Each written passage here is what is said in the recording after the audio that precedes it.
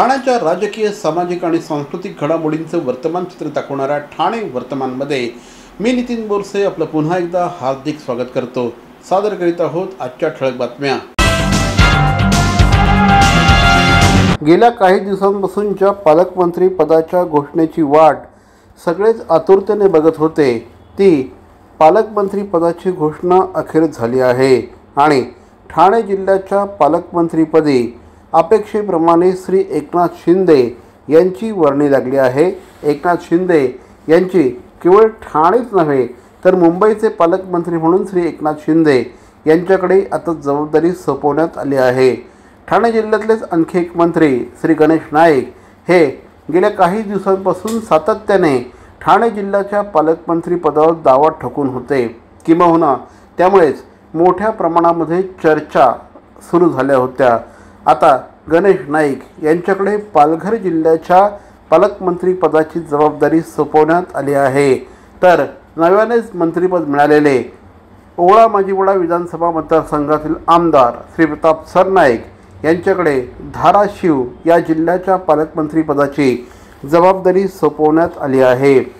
गेल्या अनेक दिवसांपासून पालकमंत्री कोण होणार याकडे सगळ्यांचंच लक्ष लागलं होतं, मात्र तीन पक्ष सत्तेत असल्या कारणाने प्रत्येक निर्णय घेताना अतिशय ताऊन सुलखून घेतला जात आहे आणि त्यातूनच आता ठाणे आणि मुंबई एकनाथ शिंदे यांच्याकडे, पालघर गणेश नाईक यांच्याकडे आणि धाराशिव हे प्रताप सरनाईक यांच्याकडे सोपवण्यात आलं आहे।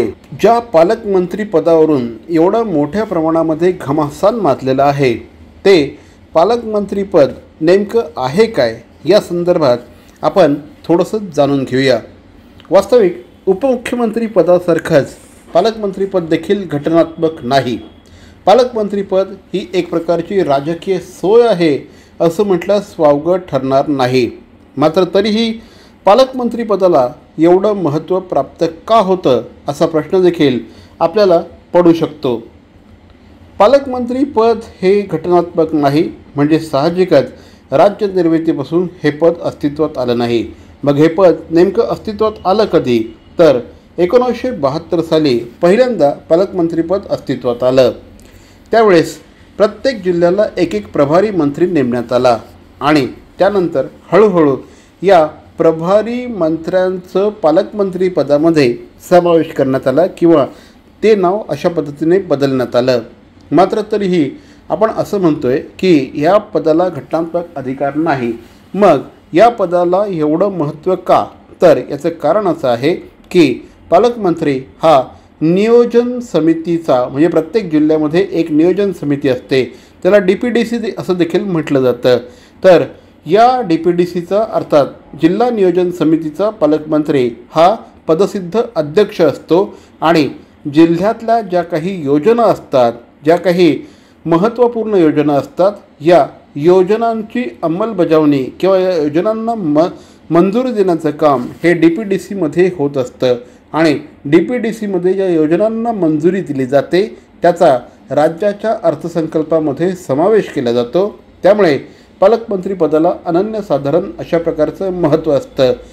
प्रत्येक DPDCमध्ये कोट्यवधी रुपयांच्या, शेकडो कोटी रुपयांच्या योजना पारित केल्या जातात आणि मग साहजिकच या योजनांसाठी ठेकेदार देखील नेमले जातात आणि त्यामुळे या सगळ्या पालकमंत्री पदाला अत्यंत महत्त्वाचं अशा प्रकारचं स्थान आहे। अगदी नियोजन समितीचं अध्यक्षपद हे महत्त्वाचं असल्याकारणाने पालकमंत्री पदाला महत्त्व प्राप्त झालं आहे असं म्हटल्यास चुकीचं ठरणार नाही। एकीकडे ठाणे जिल्ह्यामध्ये अपेक्षेप्रमाणे श्री एकनाथ शिंदे यांना पालकमंत्रीपद सोपवलेलं असताना दुसरीकडे आता नाशिकच्या आणि रायगडच्या पालकमंत्री पदावरनं मोठ्या प्रमाणात घमासान सुरू झाला आहे।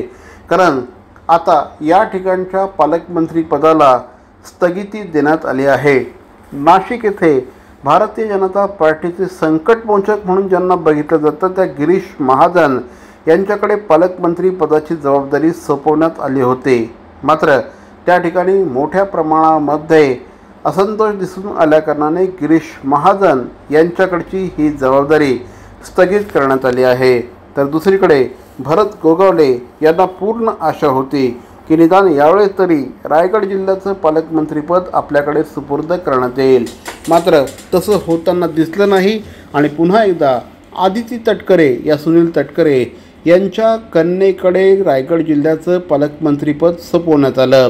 त्यानंतर मात्र भरत गोगावले आणि त्यांच्या कार्यकर्त्यांमध्ये प्रचंड असंतोष उफाळून आला आणि रस्त्यावर टायर जळण्यापर्यंत कार्यकर्त्यांची मदल गेली. हा एवढा असंतोष आपल्याला परवडणारा नाही हे लक्षात आल्यानंतर राज्य मंत्रिमंडळाने स्थगिती दिली आहे. त्यामुळे नाशिक आणि रायगडच्या पालकमंत्री पदाला स्थगिती देण्यात आली आहे. ठाणे शहरातील भवानी ज्वेलर्सची प्रति ग्रॅम केवळ 250 रुपयांची घडणावळ सोने, चांदी, हिरे आणि प्लॅटिनमच्या आधुनिक आणि पारंपरिक दागिन्यांचं विश्वासार्ह दालन Bhavani jewellers, ice factory, Talao Pali, station road, Thane आणि कल्याण लाल चौक येथेही Bhavani jewellers. CP Goenka International School, nurturing talent at young age for scholastics, sports and performing arts in global perspective. Proud to have world toppers and country toppers in 10th standard Cambridge examinations. Ranked the best emerging school by the Times of India for personality over percentage. CP Goenka is the intelligent choice.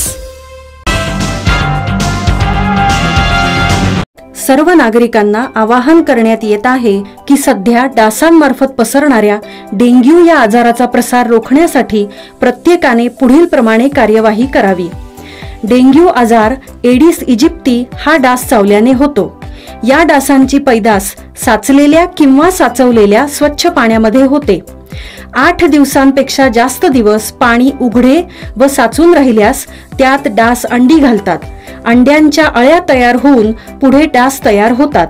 यासाठी आपल्या घरातील पाणी साठे उदाहरणार्थ barrels, पिंपे, टाक्या, हौद, रांजणे इत्यादी दर आठवड्याला रिकामे करून घासून पुसून कोरडे करून पुन्हा भरावे. 1 दिवस कोरडा दिवस म्हणून पाळावा. पाणी साठ्यांना घट्ट झाकणे बसवावीत किंवा जुनी साडी, चादर, धोतर यांनी बांधून झाकून ठेवावीत, म्हणजे डास त्यात जाऊन अंडी घालणार नाहीत. घराच्या गच्चीवर, आजूबाजूला, अंगणात कोठेही पाणी साचू देऊ नये. भंगार सामान उघड्यावर टाकू नये. उदाहरणार्थ टायर्स, प्लास्टिक सामान, कुंड्या, टाकाऊ वस्तू इत्यादी. अशा सामानात पावसाचे पाणी साठून त्यात डेंग्यूच्या डासांची पैदास होते. घरातील कूलर्स, फ्रीजच्या पाठीमागील ट्रे हे देखील वेळोवेळी कोरडे करावेत. लक्षात ठेवा, नुसत्या फवारणीने डास घनता कमी होत नाही, तर त्यासाठी डास पैदास ठिकाणे नष्ट करणे ही आपल्या सर्वांची जबाबदारी आहे. कोणताही ताप अंगावर न काढता जवळच्या शासकीय रुग्णालयात मोफत औषधोपचार घ्या. अशा प्रकारे नागरिकांनी सहकार्य केल्यास डेंग्यूचा प्रसार रोखणे सहज शक्य आहे.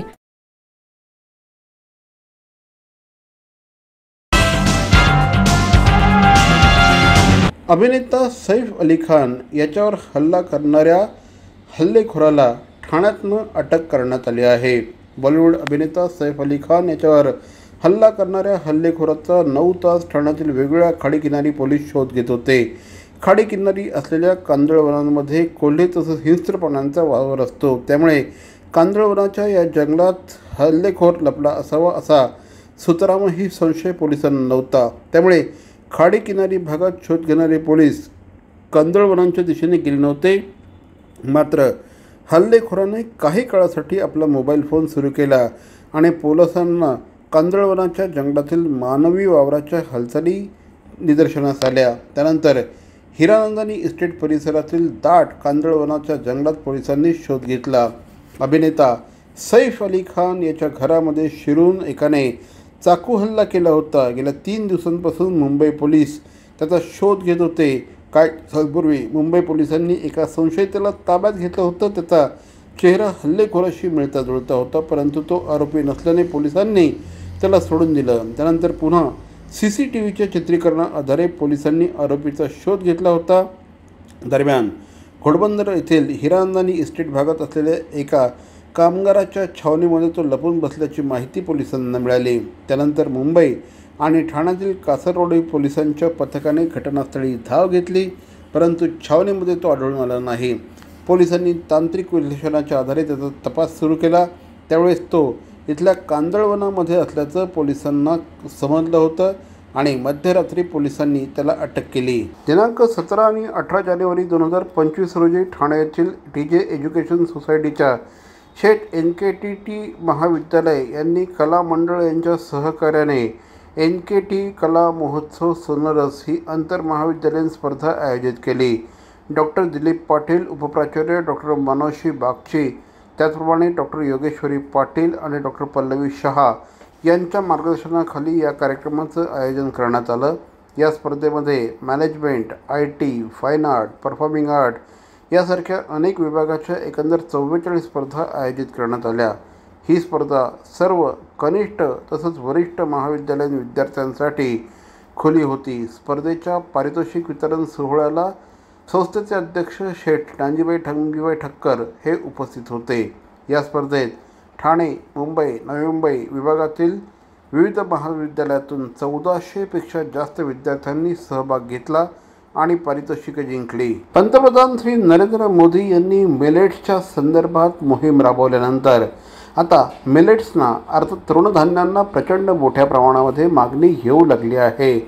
ही गोष्ट लक्षात घेऊन मिलेट्सपासून कशा प्रकारच्या रेसिपीज तयार होऊ शकतात, शेतकऱ्यांना आणि आदिवासी बांधवांना या माध्यमातून कशा पद्धतीने उत्पन्न निर्माण होऊ शकतं, या दृष्टिकोनातून रोटरी डिस्ट्रिक्ट 3142च्या rotary club of Thane north, rotary club of Thane हिरांजनी legend, rotary club of Ulhasnagar, rotary club of Thane SS, तसंच rotary club of Bhiwandi BKC, rotary club satellite city Navi Mumbai, rotary club Navi Mumbai, rotary club of Thane Urbania यांच्या संयुक्त विद्यमाने ठाणे शहरामध्ये एका आगळ्या वेगळ्या उपक्रमाचं आयोजन करण्यात आलं।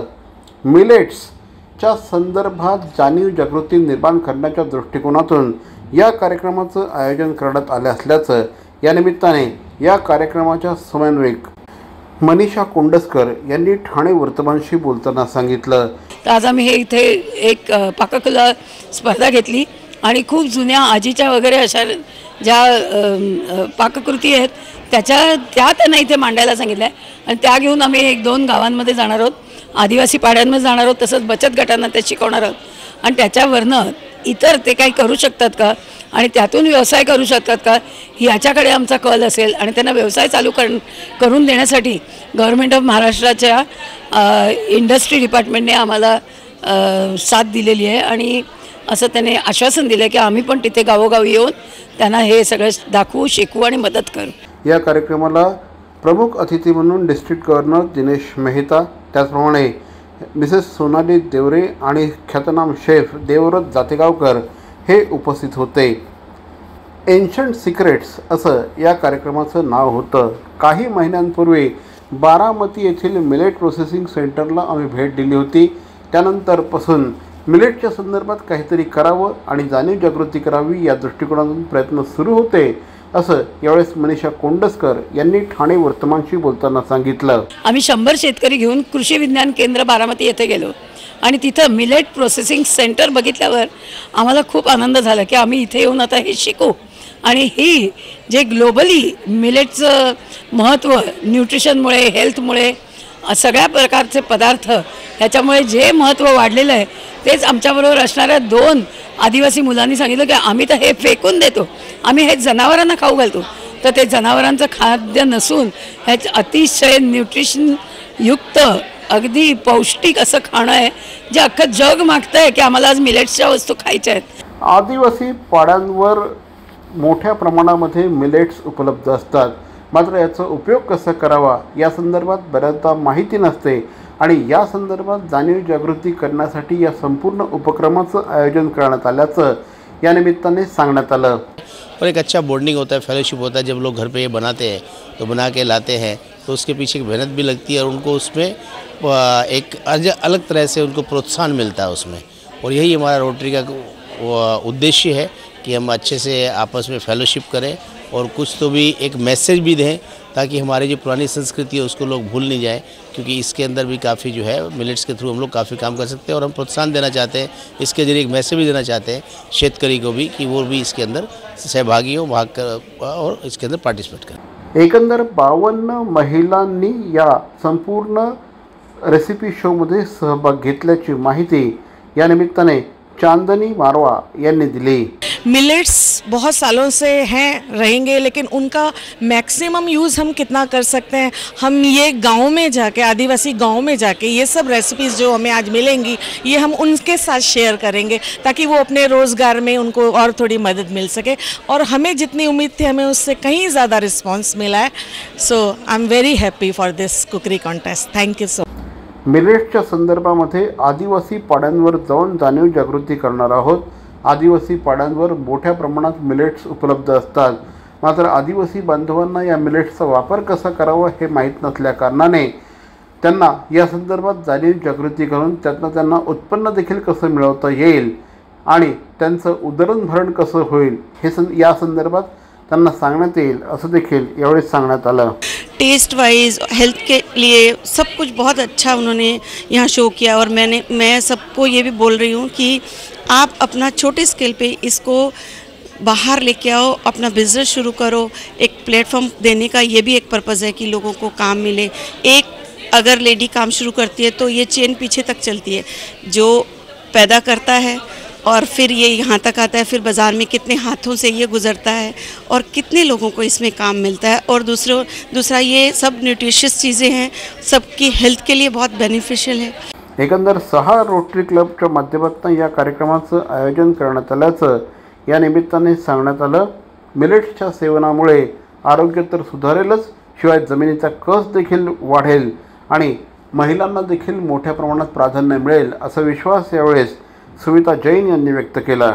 आपले जे ओल्ड सत्व जे हरवत आहेत आणि आपले जे शेतकरी बांधव ज्यांना आपण ह्यांना मदत करू शकतो ह्या गोष्टीतून, त्याच्यासाठी आम्ही हा कार्यक्रम राबवला आहे।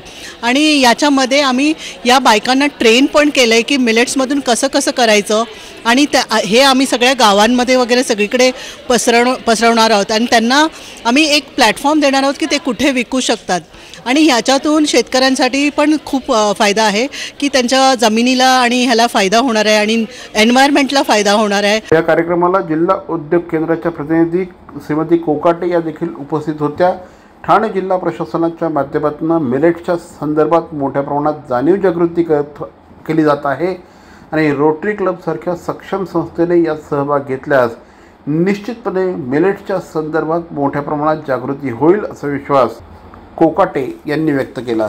आज आपण पाहतोय की रोटरी क्लबनी मिलेट्सचा एक इव्हेंट म्हणजे जे स्मॉल घरी मिलेट्सचे प्रोडक्ट करणारे जे उद्योजक आहेत, जे घरूनच करत आहेत, त्यांना पुढे वाव कसा द्यायचा यासाठी त्यांनी हे एक्झिबिशन इथे राबवलं आहे। खरं पाहता मिलेट्सचं इम्पॉर्टन्स आजच्या जगात खूप वाढत चाललेलं आहे, जसं की मिलेट्समध्ये हाय प्रोटीन्स आहे, फायबर्स आहेत, विटॅमिन्स आहेत आणि तसेच ठाणे डिस्ट्रिक्टसाठी ODOP म्हणून मिलेट्स हा डिक्लेअर झालेला आहे। त्यासाठी माननीय कलेक्टर सर तसेच जिल्हा उद्योग केंद्र तसेच डिपार्टमेंट ऑफ इंडस्ट्रीज खूप जास्त प्रयत्न करत आहे की मिलेट्सला आपण कसं वाव देऊ आणि तसंच त्यांना एक्सपोर्ट करण्यासाठी या उद्योजकांना कशा प्रकारे हेल्प करण्यात येईल। जसं की आता आपण वेळोवेळी कलेक्टर सरांच्या अंडर मीटिंग्स राबवतोय ODOP मिलेट्सच्या, ज्यामध्ये उद्योजक येतात, त्यांचे प्रॉब्लेम्स सांगतात, त्यावर आपण सोल्युशन्स काढतोय आणि अशा प्रकारे आपण वेळोवेळी करत आहे। तर मंडळी, या होत्या आजच्या ठळक बातम्या। ठाणे वर्तमानमधून आम्ही ठाण्याच्या राजकीय, सामाजिक आणि सांस्कृतिक घडामोडींचं वर्तमान चित्र दाखवायचा प्रयत्न करतोय। अर्थातच आपल्या सहकार्याची गरज आहे, त्यासाठी आमचा संपर्क क्रमांक आहे 9820939420। तर मग पुन्हा भेटू उद्या याच वेळी याच ठिकाणी ठाणे वर्तमानमध्ये। तोपर्यंत धन्यवाद। जय हिंद, जय महाराष्ट्र।